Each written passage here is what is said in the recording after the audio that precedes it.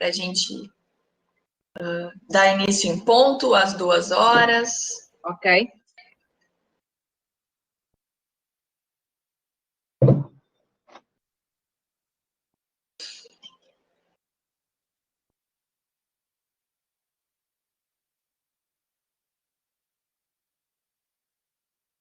Esperar a gente entrar ali ao vivo no Facebook.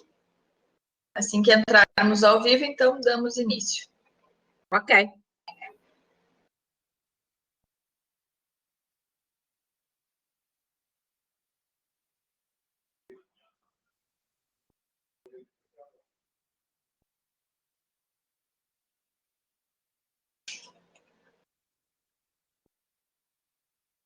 Oito,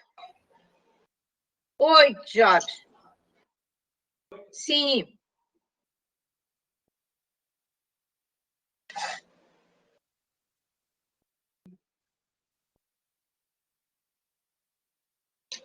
Então, acho que já estamos, só confirmar aqui.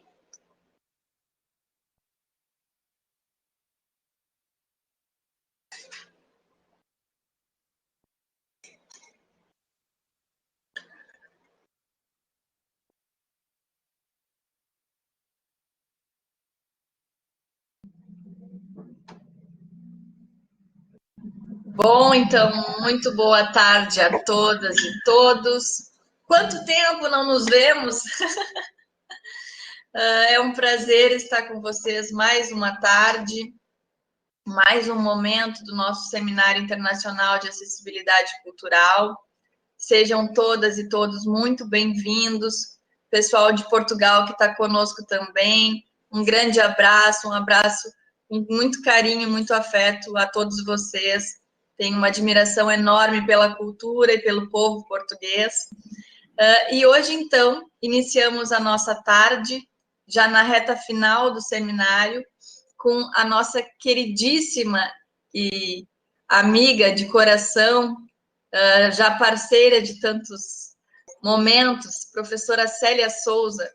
A professora Célia Souza, então, ela é doutorada em Ciências da Educação, especialidade em Comunicação pela UNEX, coordena desde 2006 o Centro de Recursos para a Inclusão Digital, o CRID, do Instituto Politécnico de Leiria, é docente de carreira do Instituto Politécnico de Leiria, investigadora integrada do Centro de Investigação Interdisciplinar de Ciências Sociais da Universidade Nova de Lisboa, é membro da direção da Sociedade Portuguesa de Engenharia de Reabilitação e Acessibilidade, SUPERA, é autora e coautora em diferentes publicações nacionais e internacionais nas áreas de tecnologia de apoio, comunicação aumentativa, educação inclusiva e acessibilidade cultural.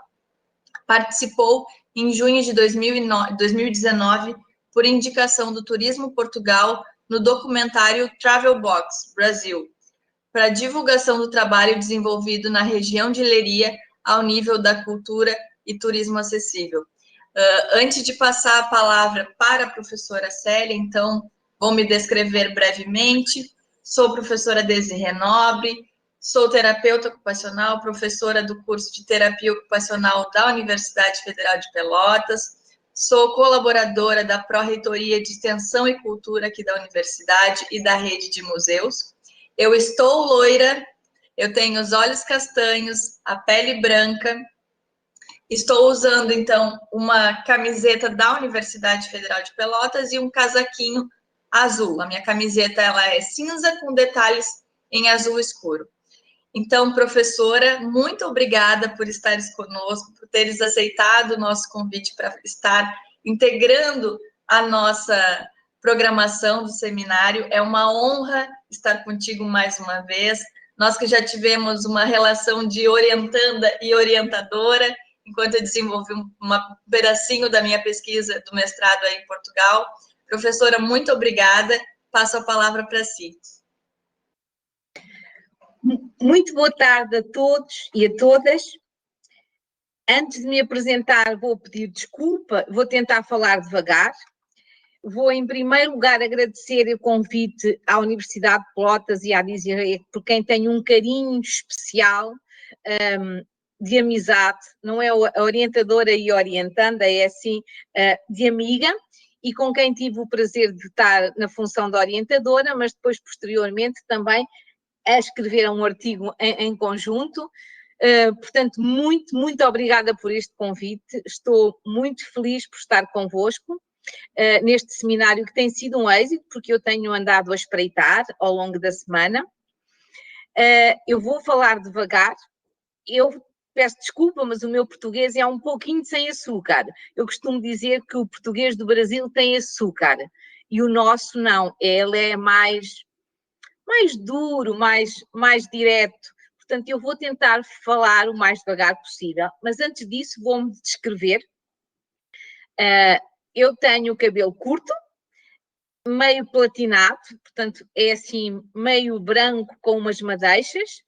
Uso óculos de grau, que são com aro castanho. Tenho vestido uma blusa preta e um colar bege. E sou um bocadinho gordinha. E vou então agora partilhar convosco o nosso projeto. No fundo, não é o nosso projeto, no fundo é mais o que temos vindo a desenvolver a nível da acessibilidade cultural na região de Leiria, e falar-vos um pouco de como estes projetos, que não vou falar apenas um, são vários projetos, como eles, de algum modo, mudaram a nossa região e, neste momento, também o nosso país, e também já contaminámos alguns outros países. Vou começar por vos colocar uma questão e perguntar-vos, na verdade, o que eu vos vou mostrar aqui hoje foi um desafio. E um desafio porquê? Como a dizer, disse na minha apresentação, eu sou professora de carreira do Instituto Politécnico de Leiria, mas coordeno há cerca de 14 anos um centro, que é o Centro de Cursos para a Inclusão Digital, que é um centro que recebe pessoas com deficiência e que lhes dá um apoio através da tecnologia, mas que também tem uma função que é criar pontes com a sociedade. E é inquietar esta sociedade onde nós estamos, que muitas vezes é uma sociedade fechada sobre ela própria, que pensa só naquilo que é o padrão e não pensa numa sociedade na sua mais-valia, que é sermos heterogéneos, sermos todos diferentes. Portanto, eu costumo sempre dizer que a riqueza de uma sociedade, a riqueza de um país, está na diferença de todos nós. Não importa, para mim, não importa se é surdo, se é cego, se tem alguma deficiência, não. Todos nós, sendo diferentes, é que tornamos esse país rico, essa comunidade onde estamos inserida, rica. E o que vos venho aqui apresentar foi um pouco um desafio que nós quisemos fazer à nossa sociedade onde nós estamos inseridos. Leiria, para quem não conhece Portugal, fica no centro de Portugal, perto do Santuário de Fátima, mais ou menos, e a nossa instituição de ensino superior... Aconteceu alguma coisa no som, mas acho que já passou.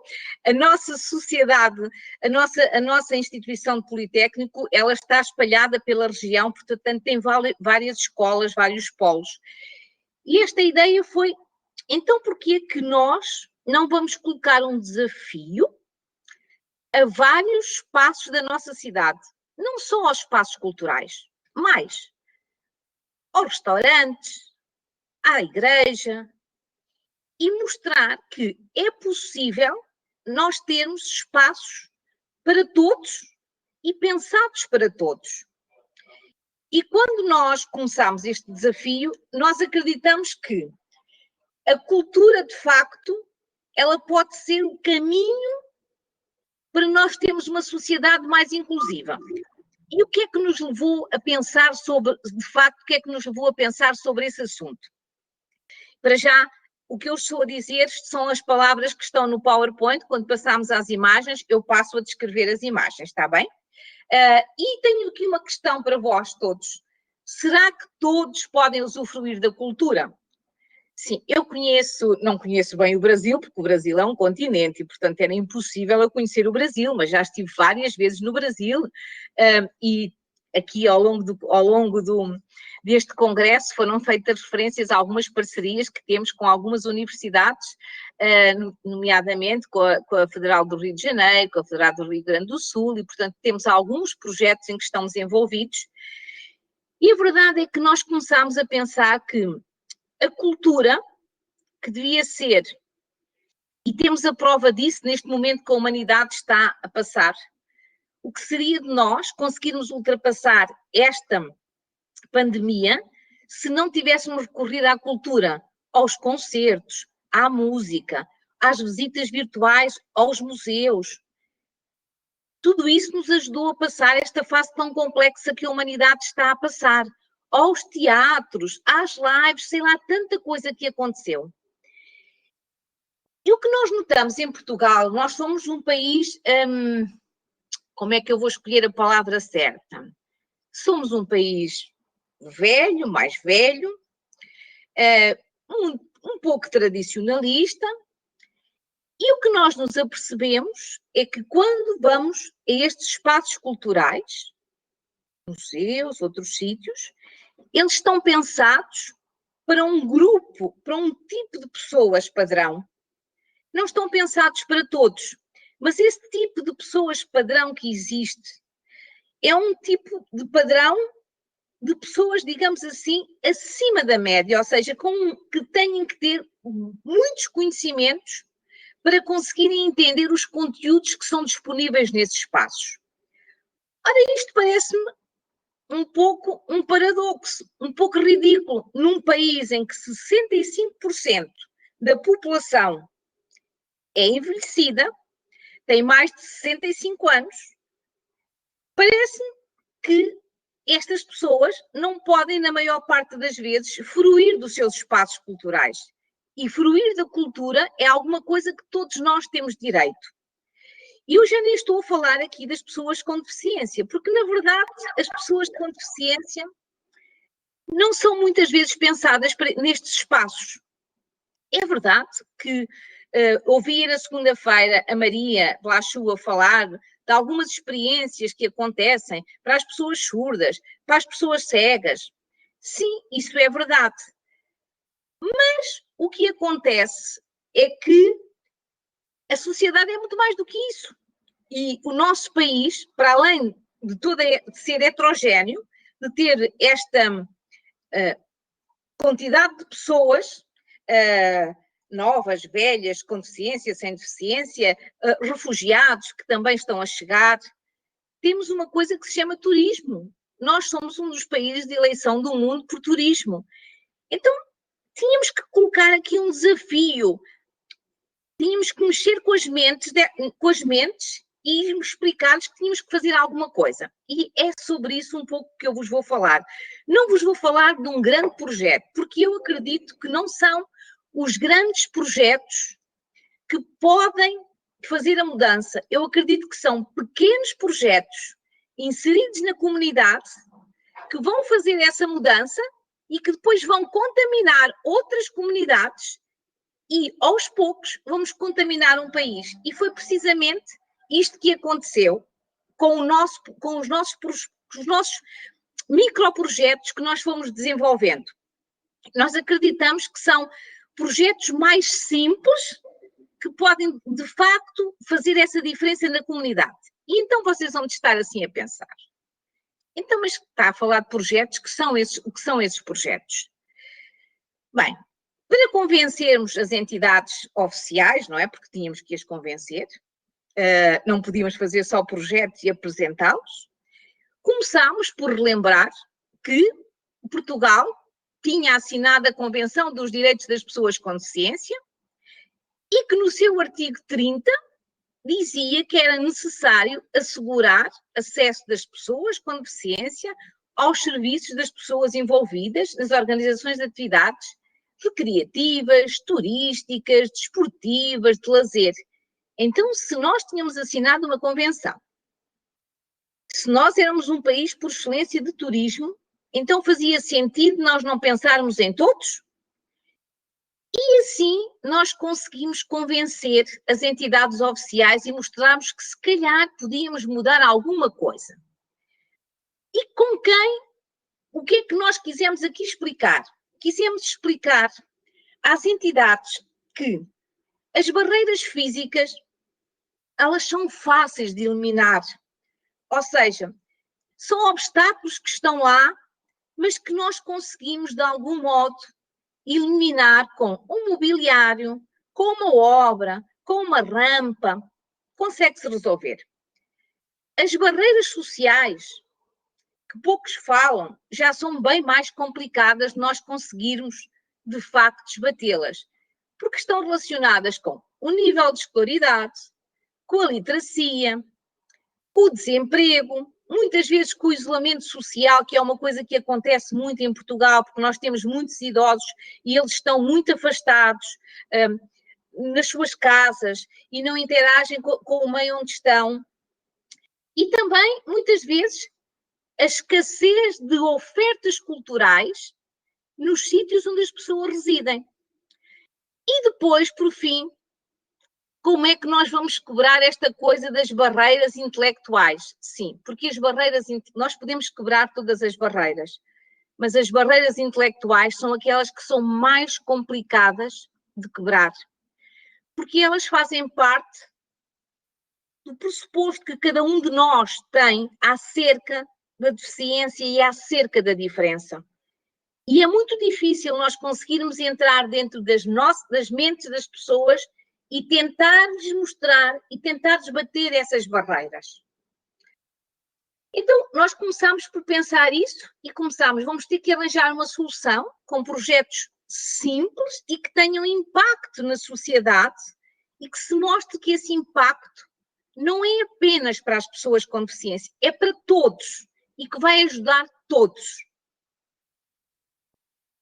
E, portanto, foi assim que em Leiria começaram a surgir alguns projetos. Claro que antes de apresentarmos este projeto, nós já tínhamos feito um grande trabalho no Museu da Batalha, no qual a nossa querida Dizia Rê teve a oportunidade de passar um ano, se eu não me engano, se a memória não me falha. Um museu que é quase perfeitamente acessível a todos os níveis. E começamos a pensar, se nós já temos este know-how, se já temos esta capacidade e este trabalho, então vamos lá ver como é que nós conseguimos ir mais além. E o que é que nós podemos fazer? E começamos com um projeto que envolve, eu não disse há pouco, mas aproveito para dizer agora, muitos destes projetos envolvem os nossos alunos do nosso mestrado, que é o mestrado de Comunicação Acessível, é um mestrado único em Portugal e que tenta habilitar as pessoas para que elas possam comunicar de modo acessível para todos, pensando em todos logo, desde o início. E então surgiu o projeto Praça de Todos. Este projeto começou por surgir junto dos restaurantes. Em Leiria nós temos uma praça, como em todas as cidades do mundo, existem praças onde estão vários restaurantes. E como em Portugal nós adoramos comer, e eu sei que no Brasil também se come coisas maravilhosas, que saudades que eu tenho do pão de queijo do Brasil, começámos por colocar um desafio aos restaurantes da nossa cidade, desafiando-os a que pudéssemos construir, que eles nos dessem os seus menus e que os seus menus fossem trabalhados em braille, em áudio e em pictogramas. Quando falámos do braille, quase não houve oposição. Todas as pessoas já tinham ouvido falar do braille, todas as pessoas já tinham ouvido falar das pessoas cegas. E admiravam-se porque é que as pessoas cegas não iam aos restaurantes. E eu expliquei-lhes.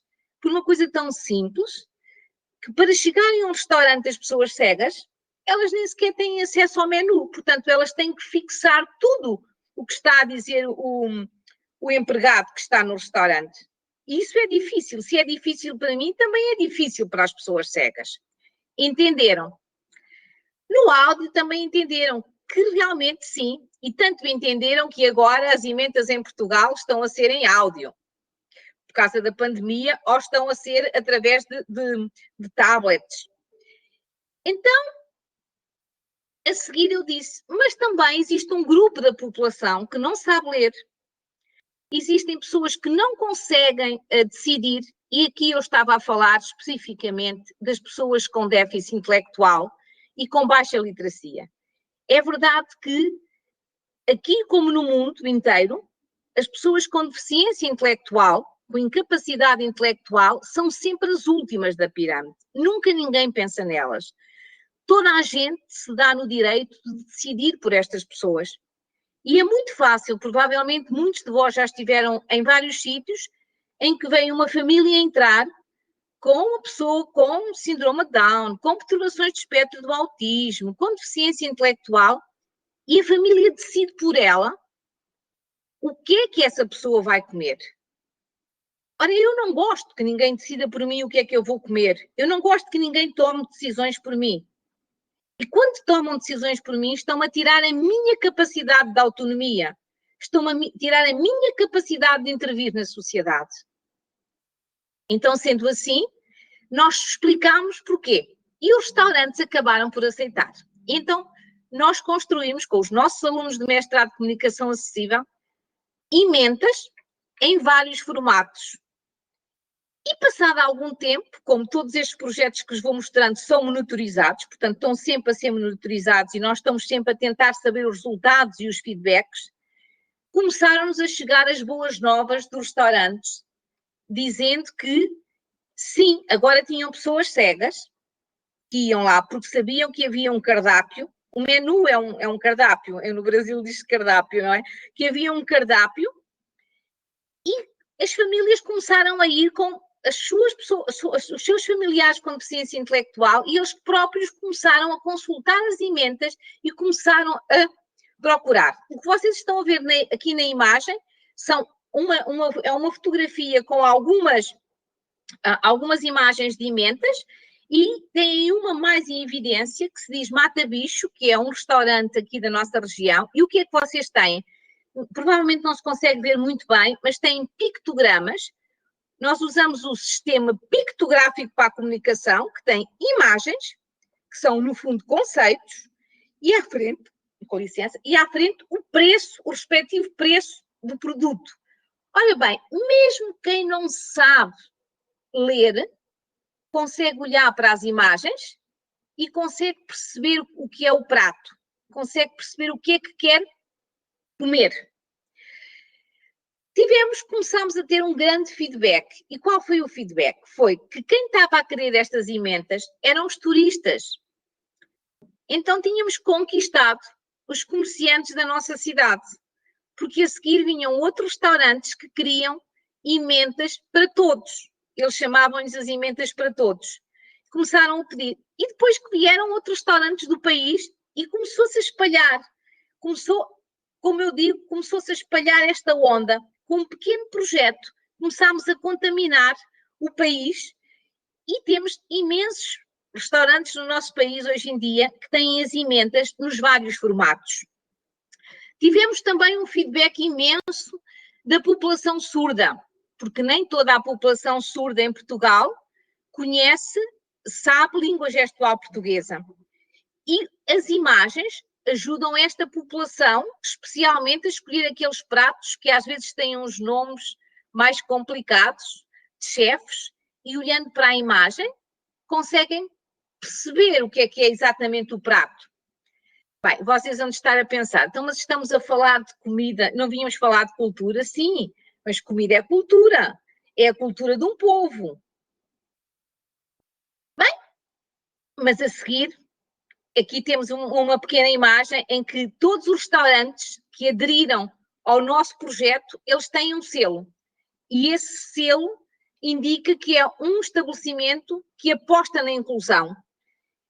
Depois, este pequeno selo, que não tem uma importância tão grande assim no nosso entendimento, toda a gente quer ter o selo na sua porta e, portanto, isso veio fazer esse movimento aumentar mais e pedirem-nos cada vez mais emendas, mais cardápios acessíveis. Ora, se nós tínhamos conquistado, e nós temos um ditado em Portugal que se costuma aplicar, que se diz se uma mulher quer conquistar um homem, não sei se no Brasil tem, porque nós também deixámos aí muitos ditados, se uma mulher quer conquistar o homem, conquista-o pelos seus cozinhados, pelo estômago. Então, o que nós fizemos foi conquistar primeiro a sociedade através dos restaurantes. Foi essa a nossa ideia. Então, que agora estavam conquistados os empresários, vamos então agora avançar para outros meios. E aí surge o projeto Leiria de Todos Mais Acessível. Estes projetos envolvem sempre os nossos alunos, como vos referi, do mestrado de Comunicação Acessível. Nós fazemos questão que eles criem sempre um projeto, na última cadeira, que é a cadeira de Laboratório de Comunicação Acessível, e depois esse projeto é dado à sociedade, ou seja, é a contribuição destes alunos de mestrado para a sociedade onde estão. E, portanto, nós colocámos então o desafio. Ok, se tínhamos colocado o desafio aos restaurantes, então vamos colocar o desafio a todos os espaços culturais da nossa cidade. Era um desafio um bocadinho audacioso. O que nós queríamos era que todos os museus, e são vários que existem na nossa cidade, todos os espaços ligados à cultura, o nosso castelo, que nós temos um castelo lindíssimo, tivessem os seus folhetos em braille, alguns em língua gestual portuguesa, em áudio e em pictogramas. Nós comunicamos sempre nos vários tipos, ou seja, nós não pensamos só numa população, nós queremos tentar chegar a toda a população. E aceitaram.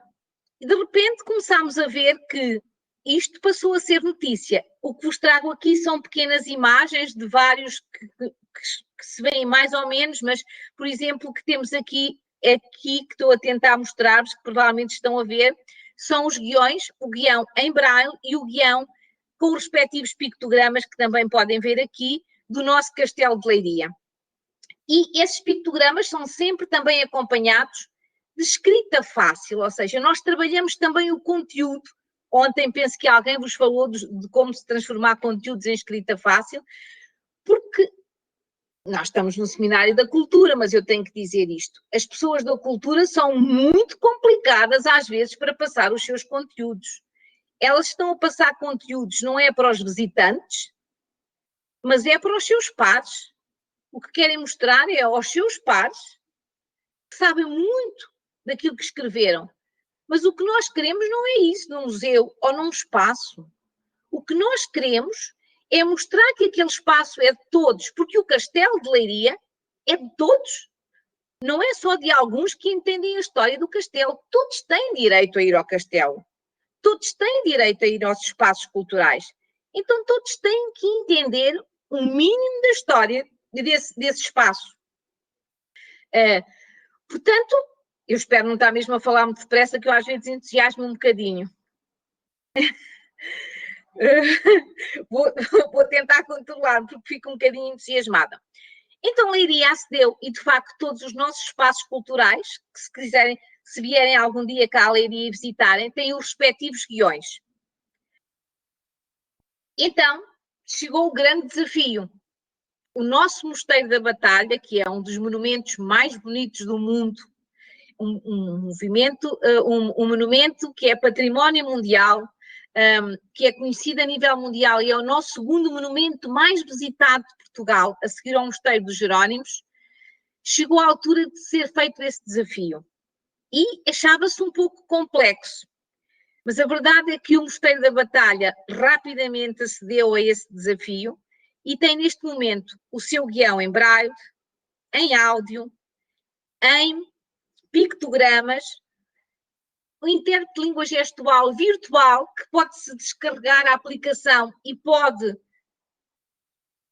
ser utilizado na visita autonomamente, mais do que as pessoas passarem a entender os conteúdos e as histórias dos museus, dos espaços que visitam, porque não são só museus, dos espaços que visitam, eles podem fazer as suas visitas de forma autónoma. E isso é importantíssimo. Porque eu, quando vou a um espaço, nem sempre gosto de ser acompanhada pela guia ou pela pessoa que está lá. Eu quero ver as obras de arte com o meu tempo, com a minha calma, apreciar. E isso não era possível até então, por exemplo, para as pessoas surdas ou para as pessoas cegas. E hoje em dia isso é possível, inclusivamente, algumas das peças que são possíveis são dadas logo na entrada às pessoas cegas umas luvas cirúrgicas, como estas que agora temos que usar, e essas peças que são possíveis de ser tocadas são informados e podem sentir essas peças. Então, quando o Mosteiro da Batalha aceitou este desafio, e se vocês depois tiverem alguma curiosidade, basta entrarem na página do Mosteiro da Batalha e procurarem o separador de materiais acessíveis ou materiais inclusivos, podem descarregar todos esses materiais que eu estou aqui a falar e podem aceder a eles e perceberem exatamente do que estamos aqui a conversar, que se calhar é mais visível. Quando, de facto, o Mosteiro da Batalha aceitou este convite e quando de fazermos estes guiões, quando se tornou notícia em Portugal, nós começámos a contaminar vários espaços.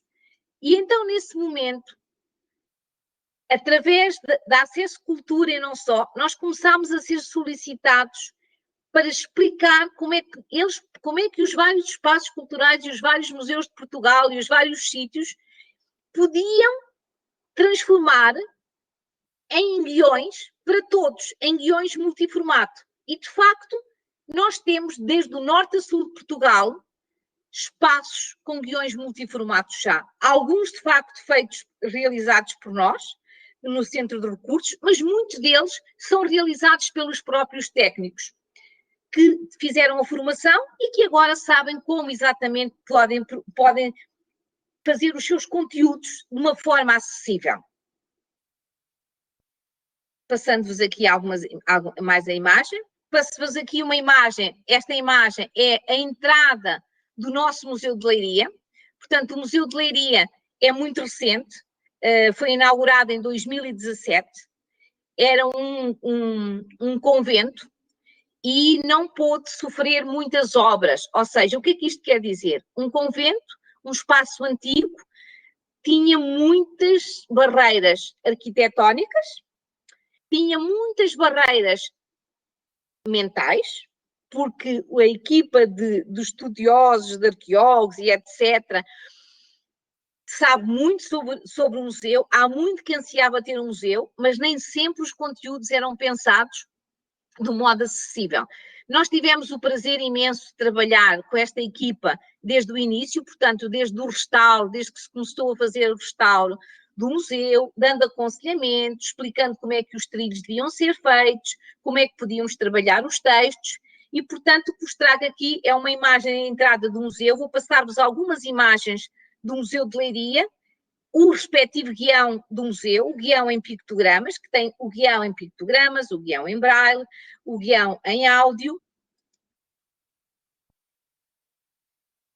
Aqui vê-se melhor a entrada do museu, portanto, é uma porta com uma rampa, é uma parede azul, com uma porta antiga, ladeada por uma pedra mármore própria de um convento, e depois tem uma rampa em ferro, parecendo velho, para mostrar, ou seja, a ideia foi que esta rampa ela não ia, inicialmente quando estávamos a fazer as obras de restauro, muitas vezes os arquitetos diziam que íamos pôr a rampa noutro sítio. Eu disse, não, as pessoas têm que entrar todas pelo mesmo sítio. E a rampa é importante para a pessoa que está em cadeira de rodas, mas também é importante para mim quando estou mais cansada, também é importante para as pessoas mais idosas da nossa cidade, porque já têm dificuldade em deslocar-se, ou é importante para um casal que vem com o seu filho no carrinho de bebê. E, portanto, depois de muita discussão, acabámos por ter a rampa na entrada do museu, que está lindíssima, está em ferro, parece antiga, e parece que a rampa parece que é uma peça que fez sempre parte do museu. A entrada do museu, com o respectivo trilho, logo que entram ao trilho, este trilho que depois tem aqui logo o seu ponto de sinalética, que permite que imediatamente a pessoa cega possa consultar a planta do museu, porque esta planta está em relevo mas ao mesmo tempo que ela está em braille, ela também está a negro, ou seja, é uma planta para todos. Nós não estamos a fazer uma planta para os cegos e uma planta para uns, não. Aquela planta serve para todos e, portanto, quando todos entram, têm essa possibilidade. Passando mais algumas imagens. Quando as pessoas entram, elas têm a oportunidade de levar o guião, portanto, levar o guião que pretendem, ou o guião em braille, ou o guião em pictogramas, ou o guião maior, portanto, esta imagem tem aqui alguns guiões que são livros, no fundo, e depois aqui temos mais uma imagem do trilho que encaminha para uma escadaria, e esta escadaria, por sua vez, está depois também com toda a sinalética que permite que a pessoa cega possa seguir. Pessoas com mobilidade reduzida têm um elevador que lhes permite chegar ao piso superior do museu. Uma pequena curiosidade, temos o espaço cão-guia, ou seja, junto do WC, porque nós em Portugal não dizemos casa de banho, não dizemos WC, junto do WC das pessoas que vão ao museu, há também um espaço para o cão-guia, que o cão-guia pode descansar e pode beber água e ficar um pouco em repouso. Se a pessoa quiser ir fazer a visita ao museu sem levar o seu cão e apenas usando a sua bengala, pode deixar ali também o seu cão a descansar, que terá também apoio do espaço do museu. Portanto, é a opção da pessoa quando chega. Aqui é apenas uma pequena alusão ao facto do conjunto de prémios que este museu ganhou. Ora, como foram tantos prémios que o museu ganhou, isso foi excelente. Foi excelente que nós estivemos envolvidos no projeto, mas foi excelente porque foi notícia.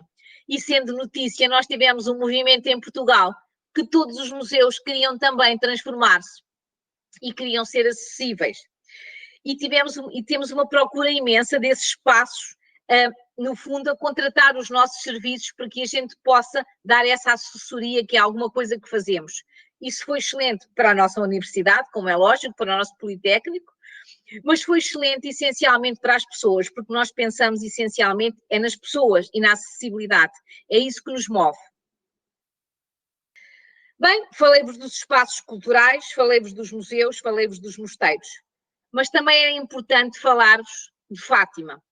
Independentemente se somos ou não somos católicos, nós temos um forte turismo religioso aqui na nossa região, porque estamos muito perto, estamos a cerca de 20 quilómetros do Santuário de Fátima.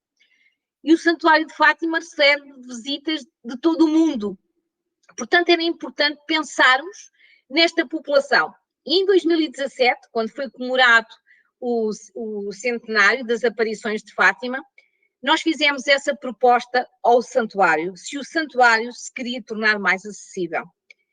E então trabalhámos as orações. O santuário já tem a missa com intérprete em língua gestual, portanto as missas já têm sempre o intérprete, mas era preciso também termos essas orações em braille, era preciso termos essas orações em áudio e era preciso termos essas orações para as pessoas que têm baixa literacia entenderem, para as crianças mais pequenas também entenderem essas orações que muitas vezes acompanham as suas famílias e, mais uma vez, para os estrangeiros também, que não conhecem. E então, estes guiões estão disponíveis desde 2017 no Santuário de Fátima. As pessoas chegam, podem levar o seu guião e podem fazer o seu percurso pelo santuário e rezarem as suas orações. Já podem acompanhar as suas orações, inclusivamente o que tenho aqui na imagem é um livrinho com o guião em pictogramas e depois outro livrinho que tenho o símbolo em relevo para que as pessoas cegas possam sentir como é que é a catedral, porque a nossa catedral, nós temos duas catedrais, mas a mais antiga é muito emblemática e é preciso que se consiga entender porque ela tem uma torre imensa e a imagem de Nossa Senhora de Fátima que foi trabalhada especificamente para que as pessoas cegas a pudessem sentir, pudessem tocar, porque não é possível no santuário, essa era inicialmente a nossa proposta, era que no santuário estivesse uma imagem que as pessoas cegas a pudessem tocar, mas ainda não conseguimos. Vamos um dia conseguir. porque eu sou conhecida por ser muito teimosa e muito persistente e muito chata, que é uma palavra que se diz em Portugal. E eles, às vezes, para não me ouvirem de tanta vez eu dizer a mesma coisa, acabam por aceder aos meus projetos. E o que importa é conseguirmos chegar a mais pessoas. De facto, este projeto eu também os trouxe por estarmos, de facto, junto do turismo, e o turismo religioso é quase uma cultura para nós em Portugal, mas também porque este projeto foi um orgulho imenso para nós, porque nos permitiu que o Papa Francisco tivesse conhecimento, levasse estes guiões e nos mandasse uma carta de agradecimento. E isso foi para nós uma grande honra, como devem imaginar. E neste momento já estamos a trabalhar os espaços das catedrais de Portugal. Ou seja, todas as catedrais, começámos por Leiria e agora vamos alongar até 2023, que será a data em que, não, desculpem, até 2022, nessa altura as Jornadas Mundiais, Jornadas Mundiais da Juventude Cristã vão ser em Portugal e nessa altura nós queremos que todas as catedrais do país estejam adaptadas. Quando eu digo adaptadas, ou seja, que os espaços todos estejam identificados, sempre em braille, em língua gestual, em relevo, em áudio e em pictogramas, pensando sempre assim para todos. E, portanto, um projeto, como eu vos disse, começou em Fátima, contaminou agora já toda a nossa igreja em Portugal. E eu acredito e quero acreditar que vai contaminar certamente o Vaticano, porque eu sou uma mulher que acredita que as coisas podem evoluir assim. Trago-vos também mais um exemplo, ou seja, fizemos em Leiria, ok, mas depois começaram os concelhos todos à volta e, portanto, aqui temos um exemplo do Castelo de Porto Mós, é uma pequena vila aqui perto de Leiria também, que tem para mim o castelo mais bonito do mundo. Quando vierem a Porto Mós, por favor, venham visitar o castelo. E este é talvez o castelo que primeiro se transformou num castelo acessível. Os castelos são muito difíceis de se tornarem acessíveis. Eles estão construídos numa parte mais alta da cidade ou da vila, porque eles eram fortificações militares, portanto tinham como função defender. Então, este castelo foi transformado de modo a que pudessem as pessoas em cadeira de rodas chegar lá através de plataformas, que houvessem rampas no seu interior também, usando o ferro envelhecido para que não chocasse ou não houvesse um choque a nível de imagem, os respectivos guiões em braille, os respectivos guiões em áudio, em pictogramas, e estamos neste momento, este projeto ainda não terminou, estamos neste momento no castelo de Porto Mós, que tem, ao estarmos no castelo conseguimos ver, quase ter uma visão a 360, portanto estamos a ver o que se vê de cada janela, para que quando uma pessoa chega à janela, possa clicar num dispositivo que vamos colocar junto a cada janela e haja uma descrição daquilo que se está a ver. A imagem é lindíssima, mas as pessoas cegas não têm essa capacidade de ver. E, portanto, elas podem sentir o fresco, o vento e, ao mesmo tempo, ouvir a descrição das imagens da natureza que está na sua frente. É um projeto que ainda tem muitas coisas para fazer e nós temos o privilégio de ter aquilo que nós aqui chamamos Presidente da Câmara, mas para vocês é o prefeito, que quer transformar a sua vila numa vila inclusiva, quer que seja a vila mais inclusiva de Portugal. A nós o que nos importa é que ela seja para todos e, portanto, aí estamos nós. Mais um espaço, portanto, há outra região aqui na nossa zona que é Pombal, mais uma cidade que se quis transformar. Eu trago-vos aqui estas imagens, são sempre imagens de livros em braille e livros em pictogramas, com essas imagens e com o texto em escrita fácil, para vos mostrar, estou quase a terminar, para vos mostrarem como que um pequeno projeto transformou-se como fosse um polvo e tem tentáculos espalhados agora por todo o Portugal e já por fora de Portugal, portanto já começou a contaminar. Não me falta muito para terminar. Mostrar-vos aqui um dos guiões que tem a ver também com Grutas, nós temos as primeiras grutas a nível mundial, que têm os respectivos guiões, que permitem que as grutas são complexas de visitar, como vocês devem imaginar, que têm uma cadeira específica para levar as pessoas com mobilidade reduzida para fazerem o passeio pelas grutas, que permitem que as pessoas cegas com umas luvas toquem nas estalactites e nas estalagmites, eu engano-me sempre a dizer isto, e que possam fazer o seu percurso acompanhadas também do guião, ou em pictogramas, se for esse o caso, ou em braille, ou em áudio, ou em língua gestual.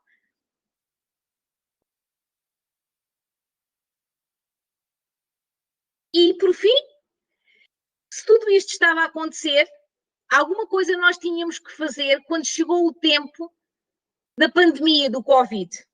Então, nós resolvemos, através das redes sociais e em 2 dias, tentar comunicar todos os dias com a população de Portugal, deixando-lhes mensagens, deixando-lhes avisos de como pôr a máscara, como lavar as mãos, dando dicas de como podiam visitar o museu, como é que o devem fazer, ou seja, todos os dias nós em Portugal, neste momento, todos os dias, como estamos a desconfinar, ou seja, como estamos a voltar à nossa vida, todos os dias estamos a receber orientações do nosso governo. E, portanto, a nossa função é todos os dias transformarmos essas orientações e deixá-las disponíveis, essencialmente, neste momento, através de pictogramas e através de escrita fácil, porque esta é a população que percebemos que tem mais dificuldade em ter informação. Porque em Portugal todas as comunicações que são feitas têm um intérprete de língua gestual a dar estes conselhos, mas era preciso trabalhar para as pessoas com baixa literacia, que são muitas em Portugal, com dificuldades intelectuais. Portanto, assim surgiu o nosso projeto Comunicar Sem Barreiras em Tempo de Covid, e deixem-me partilhar aqui convosco, porque é em primeira mão, no fundo estou a partilhar para o mundo. O que acontece é que Portugal vai lançar um livro sobre todas as regras e todos os procedimentos que todos os cidadãos devem saber, e ontem mesmo o Governo de Portugal pediu-nos para que nós transformássemos esse livro num livro em pictogramas e escrita fácil, o que quer dizer que nós conseguimos contaminar. Esse era o nosso objetivo, contaminar. Contaminar de uma forma positiva, não contaminar de uma forma negativa como faz o vírus. E, portanto, o que nós quisemos foi o envolvimento da comunidade e mostrar-lhes que era possível e que se essa comunidade se transformasse numa comunidade única, que se preocupasse com todos, ela ia fazer a diferença. E foi assim que, de facto, Leiria acabou por se tornar apelidada da cidade da inclusão em Portugal, e é assim que nós recebemos visitas do mundo inteiro para verem o trabalho que desenvolvemos no Politécnico de Leiria e também para ver o trabalho que é desenvolvido em toda a região, porque já não é só na cidade de Leiria, é toda a região de Leiria que acabou por ser contaminada e, no fundo, um pouco também Portugal. Eu penso que a determinada altura, acabei por falar muito depressa. Deixo-vos aqui os meus contactos. Qualquer coisa podem sempre entrar em contacto, podem visitar a nossa página do nosso projeto através do site, podem descarregar tudo isto que estive aqui a falar, podem ver, seguir-nos no nosso Facebook e ainda podem consultar o nosso projeto, que não havia tempo para falar dele, mas é o projeto de leitura que nós temos de livros acessíveis, porque ler também é cultura e porque os livros também têm que chegar a todos. Nós também temos um projeto em que transformamos os livros naquilo que vos estive a dizer, ou seja, um livro assume vários formatos para chegar a várias pessoas. Muito obrigada. Professora Célia, muito obrigada por partilhar conosco esses projetos tão lindos que vocês desenvolvem aí no CRID. Antes de começar a passar aqui as várias perguntas que estão chegando, eu queria parabenizar o CRID, porque essa semana, né, professora, vocês foram cadastrados como marca registrada pelo Instituto Nacional da Propriedade Industrial de Portugal. Então, agora o CRID é uma marca registrada portuguesa, então parabéns por mais essa conquista. E fomos também, desculpe dizer, interrompê-la já que falou disso, também considerado um dos cartões de visita do Politécnico de Leiria. Exatamente, e com certeza, assim, ó, eu tive a oportunidade de conhecer o CRID, conheço o trabalho da professora e do pessoal, e de fato é um trabalho que se destaca e que tem toda a razão de estar tão disseminado pelo país e de estar circulando tanto, justamente pela relevância social que tem, pela relevância de estar comunicando para o maior número de pessoas possível. Então, professora, muito obrigada pelo seu trabalho, muito obrigada por fazer a diferença na nossa sociedade. Bom, vamos em frente, então. Como a professora Célia falou, vocês podem acessar o site tanto do CRID quanto a página do Facebook do CRID e o e-mail da professora que está colocado aqui para conhecerem melhor os materiais que a professora Célia apresentou para nós. Chegaram várias perguntas já no Facebook e aqui, então vou começar lendo pelas perguntas da plataforma. Então, a Maiara Barreto pergunta se esse material com pictogramas sobre a Covid está disponível. Professor Jefferson, boa tarde. Jefferson, parabéns, Célia, Bela, pela apresentação. É sempre bom lhe ouvir. Um abraço. O Rodrigo Mendes, parabéns, professora. A Márcia Caspari, que maravilha. Obrigada, Célia Souza. A Annelise, que maravilhoso trabalho, obrigada. A Lenira, maravilhosa, professora Célia. Professor Jefferson, Célia, você tem notícias atualizadas sobre a audiodescrição em Portugal? E a Annelise parabenizando. Obrigada, Annelise. Um abraço, querida. Bom saber que estás conosco. Do Facebook, então, professora, chegam as perguntas. A primeira pergunta foi uma pergunta do Felipe Mianes. Felipe Mianes, então, em Portugal, o quanto a sensação de exclusão causada pelo isolamento social pode ajudar a sociedade a se conscientizar que ninguém deve estar impedido de acessar os ambientes culturais e quanto isso nos afeta individual e coletivamente. Para encerrar essas primeiro bloco de perguntas, então, a Ana Lu Faria pergunta se existe algum projeto acessível para espaços de circo.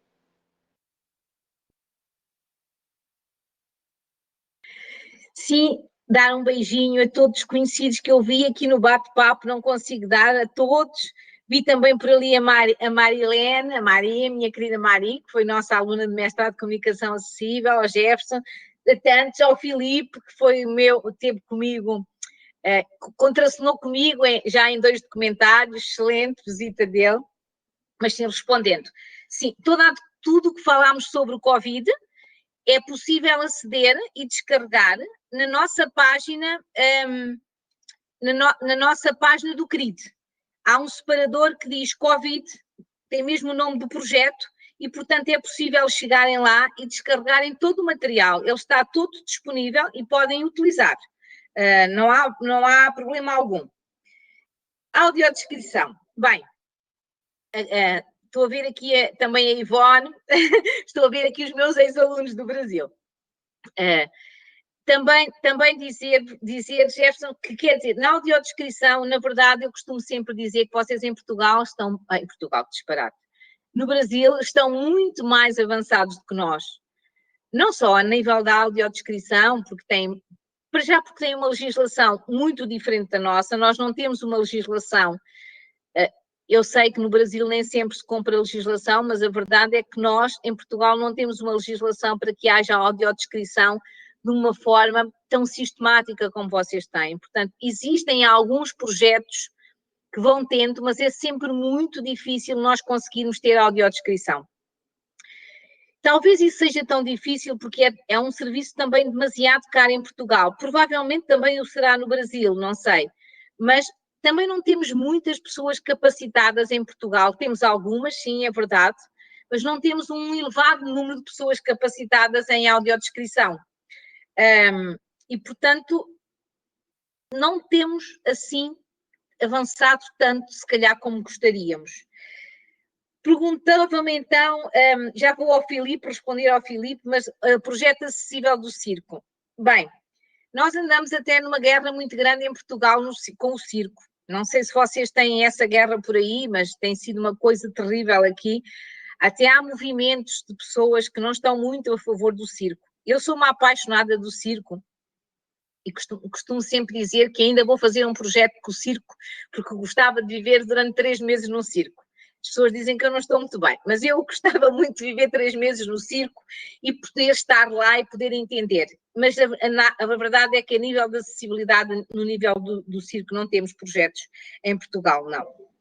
Filipe, sim, as pessoas estão muito isoladas, não sei se era bem exatamente isto que o Filipe pretendia, a questão que me pretendia colocar. Em Portugal, apesar de ser um país pequeno, há muita gente isolada, nomeadamente os idosos. Nós temos muitos idosos acima dos 80 anos e estas pessoas estão muitas vezes nas suas casas, porque nós não temos uma rede tão boa assim de cuidados para estas pessoas e também não temos uma rede muito boa de cuidados para pessoas com deficiência. O que é que eu quero dizer com isto? Quero dizer que depois de adultas, as pessoas com deficiência são muitas vezes esquecidas. E elas estão neste momento, nós temos alguns dados, o que é muito preocupante, elas estão neste momento em suas casas com os seus pais, e os seus pais são cuidadores de 80 e 85 anos, que precisariam era de ser cuidados pelos seus filhos. Mas como infelizmente não têm cuidadores, não há espaços para estarem os seus filhos, muitos deles com grandes incapacidades intelectuais e algumas incapacidades de mobilidade, etc., isto é um problema muito grave na nossa sociedade. E quando este projeto que vos apresentei, o final do Covid surgiu, eu devo-vos dizer que foi o meu grito de revolta, porque ninguém estava a pensar nestas pessoas. E eu recebia permanentemente e-mails, pedidos de ajuda, porque as famílias de repente viram-se que com os seus filhos adultos em casa, porque os centros que tinham estas pessoas fechou tudo em Portugal. E como fechou tudo, estas pessoas voltaram para casa. Então viram-se com os seus filhos com quem não conseguiam comunicar, porque muitos deles nem sequer tinham linguagem oral. E, portanto, foi um grito, ou seja, eu disse, não, eu tenho que começar por fazer alguma coisa, o centro existe para alguma coisa. E mesmo à distância, com certeza que nós vamos fazer. E isso é uma coisa é um problema que me preocupa, porque eu acho que se agravou. E deixem-me partilhar aqui, partilhando para o Brasil, para Portugal, para o mundo, porque eu acho que também há pessoas de Cabo Verde que nos estão a ver e da África, partilhando também, dizendo, não tenho acesso ao Facebook, mas de vez em quando caem-me aqui algumas mensagens do Facebook, dizendo que estou um bocadinho preocupada com a questão da pandemia e do Covid. Não, claro que estou preocupada pelos efeitos que ele está a fazer na economia mundial, estou preocupada com tudo o que está a acontecer a nível mundial, pelas mortes e por tudo isso.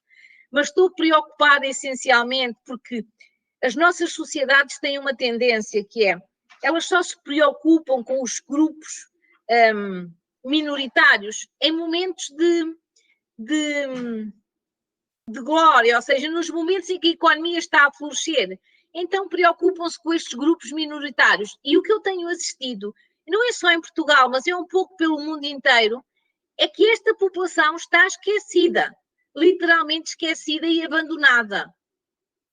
E isso não pode acontecer, ou seja, nós demoramos décadas a termos conquistas, décadas a queremos que as pessoas fossem à cultura, décadas a queremos que a escola fosse para todos. Eu não posso aceitar que venha agora um vírus, desculpem, não é um vírus qualquer, eu costumo brincar e dizer que é um vírus estúpido, e que de repente, à custa da economia, nos digam que estas pessoas não têm mais estes direitos. Não, isso não pode acontecer. E isso assusta-me muito, preocupa muito, já falei muito, claro.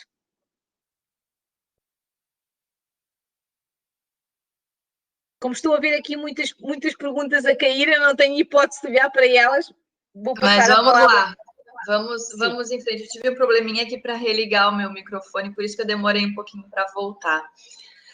Professora, de fato, a gente está vivendo uma situação muito complicada agora, né? A gente, antes de começar aqui a nossa palestra oficialmente, nós conversávamos, né? Que a gente está numa situação de perdas dos direitos que foram adquiridos com tanta luta, com tantos movimentos, e a gente está perdendo tudo isso, seja pelas questões voltadas muito à política, como a política está sendo conduzida, mas também agora com a desculpa, entre aspas, coloco esse desculpa, do coronavírus, né? Então, a gente está num momento muito delicado e, por isso, ressalto mais uma vez e faço mais uma vez o convite aqui, que hoje, após a última palestra do seminário, nós vamos ter uma assembleia final do Seminário Internacional de Acessibilidade Cultural para construir uma carta para reafirmar o nosso compromisso com os direitos sociais, com os direitos humanos, com a acessibilidade cultural e pela luta pela diversidade e pluralidade da nossa sociedade. Então, vamos em frente. Professora, estão chegando muitas perguntas, vamos tentar dar conta delas. Vamos lá. A Daniela, então, grata por toda a contribuição. Sou fonoaudióloga, né? E audiodescritora. E o meu filho usa um tablet com o programa Let Me Talk. Qual é o sistema de comunicação mais usado em Portugal? Nós fizemos um passeio a pé entre o Mosteiro dos Jerônimos até a Torre de Belém, em Lisboa, e tivemos muitos desafios arquitetônicos, tanto dentro dos espaços culturais como na rua, pois teria que caminhar por uma ponte que tinha uma grande escada e eu e ele estávamos com um carrinho de bebê. Me disseram que era um país antigo e muito difícil de mudanças. Depois, a outra pergunta que chega pelo Facebook é da Beth. Para estes projetos maravilhosos, vocês contam com o apoio das políticas públicas locais ou fazem uso das verbas de iniciativas público-privadas? Ou com verbas federais e com o apoio da comunidade, como foi citado? E aí, professora, já faço o link com a pergunta do Ednilson Sacramento, nosso querido parceiro aqui também, amigo já de longas datas, Ednilson, um grande abraço, que faz então a pergunta: a comunidade europeia apoia projetos desse tipo? Sim. Bem, começando pela primeira pergunta, o que nós usamos em Portugal é o Sistema Pictográfico para a Comunicação, o SPC, o Boardmaker, é o mais usado em Portugal. Isto porque ele tem, e daí nós usarmos também nos guiões com pictogramas e em tudo o que estivemos aqui a falar. Isto porque ele está disponível na grande parte das nossas escolas portuguesas, ele está disponível para que os professores possam construir materiais para os alunos, porque nós em Portugal temos todos os nossos alunos, desde pequeninos, desde bebés, até aquilo que nós chamamos o secundário, que eu penso que no Brasil é antes de entrarem para a faculdade, todos os nossos alunos estão em escola. E a escola, eles estão na turma com os colegas. Portanto, é preciso, há depois uma equipa multidisciplinar que presta esse apoio construindo materiais. Daí ser este o mais usado. Existem também outros sistemas de comunicação que são usados, mas aquele que é mais famoso, digamos assim, em Portugal é o Sistema Pictográfico para a Comunicação e também é um dos mais internacionais, porque eu sei que também há em Portugal, no Brasil, também é usado em muitos sítios. Quando disse que há muitas barreiras, sim, há muitas barreiras e esses espaços que visitou, que está a falar, a Torre de Belém é muito complexa, há muitas coisas que é impossível alterarmos. É um país antigo, como eu comecei por dizer logo um país também muito difícil de mexermos a nível cultural, porque eu vou usar agora um termo, estão certamente aqui pessoas de muitos museus a ouvirem, mas às vezes eu costumo dizer que as pessoas que trabalham nos museus até me parecem peças de museu. Não fiquem zangados, eu sei que pelo menos há aqui uns alunos meus que trabalham em museus e que estão por aí a ver, que já vi, mas eles entendem o que é que eu quero dizer. Ou seja, a grande dificuldade não estará propriamente neles, está em toda, como é que eu ia dizer, em toda a máquina burocrática que está envolvida. E, portanto, às vezes as pessoas que estão no museu, elas querem trabalhar, elas querem ir para a frente, mas depois há uma máquina burocrática muito complexa a esse nível. E, portanto, é difícil fazermos essa mudança, assim. É um país um pouco fechado a esse nível e muito difícil também mexer nos espaços. Porque nós temos uma direção, que é a direção que depende do Ministério da Cultura, e que é muito fechada, tem muita dificuldade, só para colocar uma rampa criam dificuldades imensas, portanto, um pouquinho complexa. Quando me perguntavam apoios, como é que nós fazíamos todos estes projetos? Bem, o nosso centro faz parte da nossa universidade e ele foi criado precisamente pela universidade para ter duas funções, para apoiar pessoas com deficiência que visitam o nosso centro, que vão ao nosso centro usar os nossos equipamentos, e depois para estar ao serviço da sociedade, criando e desenvolvendo produtos. Portanto, é a parte social da universidade. Digamos que uma parte não é propinas, desculpem, que eu sei que no Brasil propinas é um termo horrível, desculpem. Eu quando comecei a conferência disse, não digo propinas, acabei por dizer. As mensalidades. Mensalidades, sim, não é propinas dessas coisas que estão a pensar. É mensalidades. Uma parte das mensalidades, uma parte vem para o nosso centro. Alguns destes projetos nós temos apoios, sim, concorremos e temos apoios, e outros são feitos mesmo gratuitamente, portanto, são colocados ao serviço da sociedade, e alguns deles são feitos a pedido das próprias instituições, no caso da cultura, muitos deles ou pelos prefeitos, quando os monumentos e os espaços dependem da prefeitura, ou então pelo Ministério da Cultura, portanto, que nos solicitam esses projetos. A nível da Comunidade Europeia, sim, a nível da Comunidade Europeia há vários projetos, nem sempre conseguimos, mas há alguns projetos que têm estado abertos e alguns projetos internacionais, nomeadamente nós já participámos num projeto internacional, estivemos envolvidos num projeto internacional com a Universidade de Feval, com quem temos uma parceria e que permitiu que foi a nível, cultura, também foi a nível dos livros e que permitiu que tivéssemos vários estudantes do Rio Grande do Sul a estudarem connosco e alguns deles estão, eu penso que vi há pouco cair aqui, está por aí a minha querida aluna Alessandra, da qual sou orientadora de doutoramento, que tiveram connosco, portanto, também desenvolvendo e trabalhando em muitos destes projetos. Então, professora, sim. Por favor, continue, desculpa. Não, penso que respondi às 3 questões. Pronto, vamos em frente, então. Então, aproveitando que a professora já citou a Alessandra, a Valéria Abdala, a Marilane Costa, todas as suas alunas mandando muitos beijinhos. Aqui, então, continuando com as perguntas, eu vou fazer acredito que o último bloco de perguntas, professora, okay. E aí fazemos, então, um encerramento. Bom, a primeira pergunta, então, da Célia, que chega pelo Facebook. A Célia pergunta, parabéns por sua explanação. Existe alguma pesquisa sobre hábitos de leitura da pessoa com deficiência visual feito por vocês ou em Portugal? E aí já aproveito, e a segunda pergunta também da Aparecida Leite. Parabéns, professora. Como é a participação das pessoas com deficiência nas equipes de acessibilidade em Portugal? A última pergunta, então, a pergunta do Felipe Hidalgo.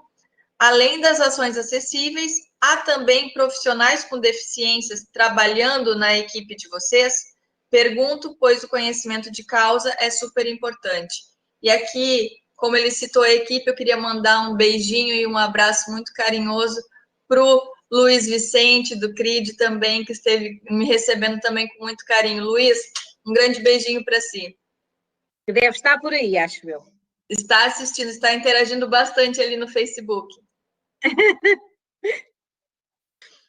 Bem, hábitos de leitura, nós não temos nenhum estudo, no nosso Politécnico não fizemos nenhum estudo sobre os hábitos de leitura das pessoas cegas, apenas o que temos, não é propriamente um estudo, portanto o feedback que temos é que existem muito poucas obras disponíveis existe muitas obras disponíveis científicas, ou seja, livros de estudo, mas existem muito poucas obras, quando eu estou a falar de romances, todos aqueles livros que nós gostamos de ver, existe muito pouco. Daí nós termos, que eu não referi aqui, porque não era o hábito, termos criado a primeira biblioteca em Braille na nossa universidade.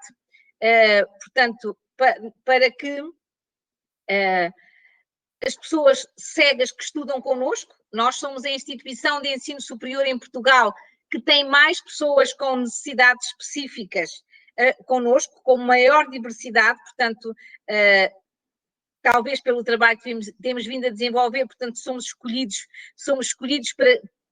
por esses jovens para frequentarem, fazerem a sua formação connosco, e de facto temos essa biblioteca em Braille que está disponível à sociedade, ou seja, e como há tão poucos livros em Braille, muitas vezes vem um pedido do Algarve e os nossos serviços, que eu penso que também estão a assistir a esta conferência, daqui vai também um beijinho para eles, os nossos serviços de documentação, as nossas bibliotecas, fazem o favor de enviar, porque em Portugal nós podemos enviar todo o material que está em Braille gratuitamente. Nada não há uma cobrança do envio. Mas provavelmente, eu posso até desconhecer, mas sim, haverá certamente vários estudos noutras universidades, com certeza, sobre os hábitos de leitura das pessoas cegas, sim. A participação das pessoas com deficiência. Eu já tinha estado aqui a ver, assim, pelo canto do olho, que estava aqui essa questão. Primeiro, dizer-vos, não vos disse, na nossa equipa, nós temos uma jovem com deficiência, que está connosco, portanto, que trabalha connosco, que é a Joana, se calhar também está por aí, que manda um beijinho, mas nós também temos um grande privilégio. Nós recebemos semanalmente no nosso centro 100 pessoas com diversas necessidades específicas, ou seja, com diferentes incapacidades. Eu não gosto de chamar incapacidades, gosto mais de chamar com diferentes capacidades, porque eles são ótimos. Os cegos são ótimos a escrever no computador e eu não sou tão rápida quanto eles. Portanto, eu gosto mais de chamar capacidades. E são envolvidos, ou seja, nós não fazemos nada para nenhum destes projetos, eu não disse, mas nenhum destes projetos é feito sem a presença deles. É fundamental que as pessoas estejam envolvidas, senão não faz sentido fazermos projetos, não é? Sim, gostaríamos de ter mais pessoas com alguma deficiência a trabalharem connosco, mas a verdade é que nós não temos uma equipa assim tão grande. Se eu vos dissesse, nós temos uma equipa muito pequena, portanto, comigo trabalha o Luís Vicente, que é o meu braço direito, esquerdo, todos os braços, porque eu estou sempre envolvida em muitos projetos e que entra na loucura dos meus projetos, porque eu estou sempre a pensar em mais um projeto, portanto, ele é arrastado, eu digo às vezes até à força para os meus projetos. Portanto, é a minha peça-chave, e depois trabalham mais algumas pessoas em regime de voluntariado que estão connosco. E muitos destes projetos que vocês viram só são possíveis porque há uma imensa equipa de voluntários e também de outros técnicos da nossa universidade que, não estando ligados ao nosso centro, são também arrastados. Já perceberam que eu arrasto as pessoas, não é? São também arrastados nestes projetos e que eu digo, não, nós temos que fazer isto. Nós temos que fazer este projeto porque é preciso, e então acabam por ser envolvidos nestes projetos.